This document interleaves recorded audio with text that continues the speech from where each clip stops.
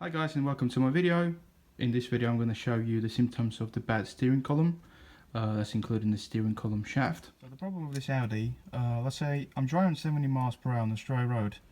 It feels like the steering wheel is loose, couple mil. And you have to turn it more because it doesn't really feel responsive. It could be very dangerous when you drive on the motorway or carriageway.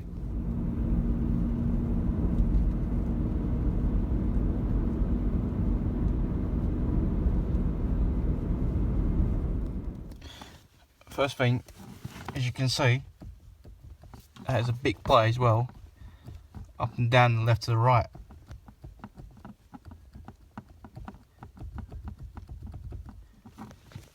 And also, when you turn the steering wheel, you'll feel like there's a little delay.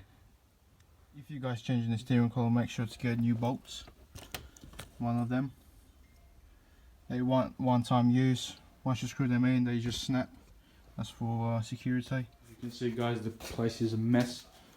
I did struggle to take those security bolts. One of those. I had to grind them off. But to change the barrel, you had to cut them off. Column is off. Just have to do those ones, and I can put it back together. If you look inside as well, you'll notice the plus shape is also worn out. That's why we get in play up and down and side to side.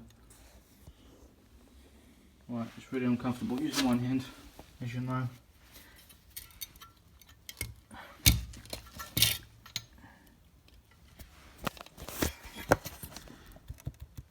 As you can see, that ply affecting the steering. So this is the old steering rack, including that shaft. I've replaced mine with B7 steering rack, which is exactly the same as B6. If you want to save some money, obviously, instead of buying a brand new one, which is going to cost a lot of money, you can pick up steering rack from Audi B7 2006 or 2007. It will save you a lot of money.